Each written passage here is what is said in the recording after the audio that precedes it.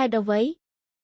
សប្តាហ៍ថ្ងៃនេះមនុស្សមួយចំនួននៅតែមានការរើសអើងចំពោះក្មេងស្រីដែលមានប្រវត្តិចាក់សាក់តាមពិតទៅវាមិនមែនមានតែក្មេងស្រីទេដែលមានការរើសអើងចំពោះក្មេងប្រុសដែលមានស្នាមសាក់ក្នុងករណីភាគច្រើនក្មេងប្រុសដែលមានប្រវត្តិផ្នែកចាក់សាក់ទំនងជាក្មេងទំនើងខណៈដែលក្មេងស្រីដែលមានប្រវត្តិអក្សរសាស្ត្រត្រូវបានគេដាក់ឈ្មោះថាមិនតាក់ទាញពេលបុរសខ្លាំងឈរនៅមុខអ្នកតើអ្នកគិតថាគាត់មិនញៀលញញែទេ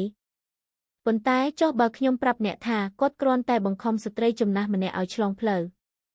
តាមពិតការអត់អន់ចំពោះការចាក់សាក់គឺទាបជាងអ្នកគិតទៅទៀត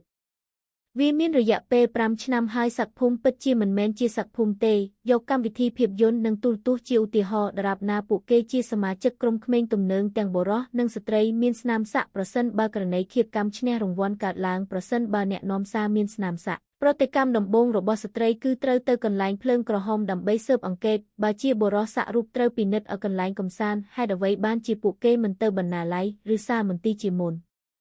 ការចាក់សាក់តែងតែត្រូវបានផ្សារភ្ជាប់ជាមួយនឹងអាកប្បកិរិយាមិនល្អជាពិសេសនៅក្នុងគំនិតរបស់មនុស្សជំនាន់មុនចុះអ្នកណាខ្លះចង់បើកឡានញៀចឆ្វេងមិនមែនមនុស្សទាំងអស់ដែលមានស្នាមសាក់សុទ្ធតែជាមនុស្សអាក្រក់នោះទេហេតុអ្វីបានជាអ្នកមើលពួកគេខុសគ្នាបើមិនមើលវាខុសពីគេទេនោះអ្នកគ្រាន់តែជាការខ្ជះខ្ជាយស្នាមសាក់មែនទេមនុស្សជាច្រើនទទួលបានស្នាមសាក់ដើម្បីបង្ហាញពីបុគ្គលិកលក្ខណៈរបស់ពួកគេខ្ញុំទៅតូបសាច់អាំងពេលយប់ដើម្បីពិនិត្យមើលថាតើអាកាសធាតុក្តៅខ្លាំងឬអត់ហើយខ្ញុំដោះខោអាវចេញក្រៅអាកាសធាតុត្រជាក់ជាង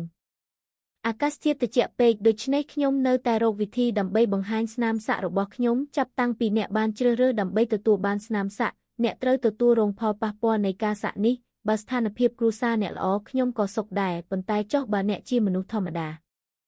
កុំគិតថាប្តីចូលធ្វើទាហាន